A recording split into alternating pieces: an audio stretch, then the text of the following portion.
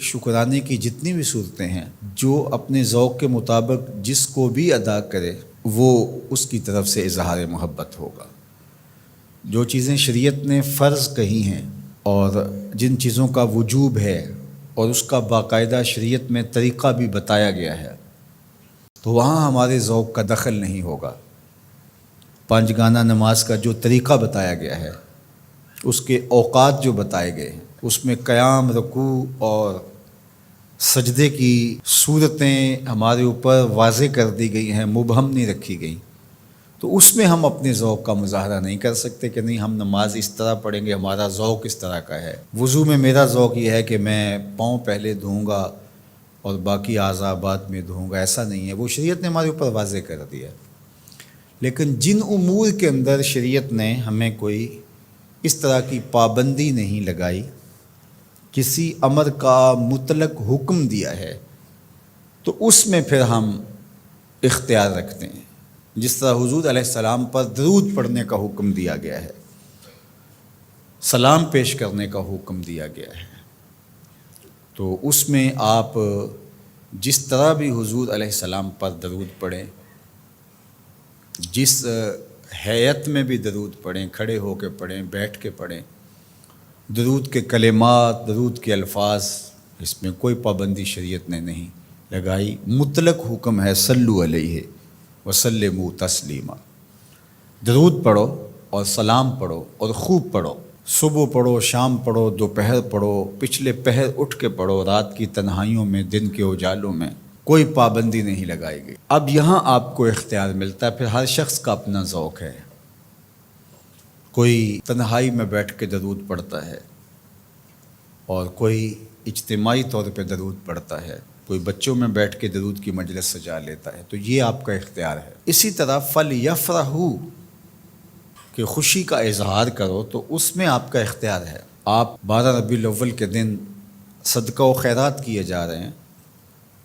12 کو نہیں کرتے، 13 کو کرتے ہیں، 11 کو کرتے ہیں، 8 کو کرتے ہیں، کسی اور مہینے میں کرتے ہیں، حضور کے آنے پر آپ کو خوشی ہے، اس کا شکرانہ ادا کرتے ہیں، اللہ کا شکر بجا لاتے ہیں، قولاً، عملاً، رویتاً، نوافل ادا کیے جا رہے ہیں، روزہ رکھتے ہیں۔ حضور علیہ السلام نے خود روزہ رکھا پیر کے دن، تو اگر کوئی شخص سارے طریق مسرت کے اختیار کر لے، خوشیوں کے سارے رنگ اختیار کر لے، تو اس میں کیا حرج ہے کہ وہ روزہ بھی رکھے، وہ نوافل بھی پڑھے، وہ صدقہ و خیرات بھی کرے، وہ مٹھائیاں بھی بانٹے، چہرے پر بشاشت کا، فرحت کا، انبساط و کیف و سرور کا اظہار بھی ہو، لبوں پر اللہ کی تقدیس کے ترانے بھی ہوں، محبوب کی نعتیں بھی ہوں، اور ذکر مصطفیٰ کا نور ماحول میں پھیل جائے، اور وہ اللہ کا شکر بجا لا رہا ہو اور اس کا رواں رواں بول رہا ہو کہ مجھے حضور کے آنے پہ مسرت ہے، خوشی ہے، تو یہ سارے طریق بھی اختیار کیے جا سکتے۔ ہر شخص کی اپنی کیفیت ہے۔ میں نے کہا اس پہ خام خواہ اتنی ضد بھی نہیں کرنی چاہیے کہ جو میرا ذوق ہے ہر شخص کو ذوق کے مطابق ہی آنا پڑے گا، یہ نہیں ہے۔ جس کا جو ذوق ہے اس ذوق میں وہ اپنی محبت کا اظہار کر سکتا ہے، چونکہ اس میں کشادگی دی گئی ہے، اس میں فرحت کے اظہار کا مختلف انداز ہو سکتا ہے، اور ماضی کے اندر بھی ایسا ہوتا رہا ہے، مختلف بزرگوں نے مختلف طریقے اختیار کیے۔ یہ جو محفل میلاد کا انداز ہے، یہ فرحت کا اظہار بھی ہے اور تبلیغ کا ذریعہ بھی ہے۔ علماء نے اس کو اس لیے زیادہ تر اختیار کیا کہ اس سے ساری چیزیں تقریباً اس میں جمع ہو رہی ہوتی ہیں۔ آپ مسجد میں نماز پڑھتے ہیں، پھر شکرانے کے نوافل ادا کرتے ہیں، حضور کا ذکر ہوتا ہے، حضور علیہ السلام کے معجزات کا بیان ہوتا ہے، حضور کے حسن کے تذکرے ہوتے ہیں، حضور کے فضائل، حضور کی سیرت، حضور علیہ السلام کے خصائل،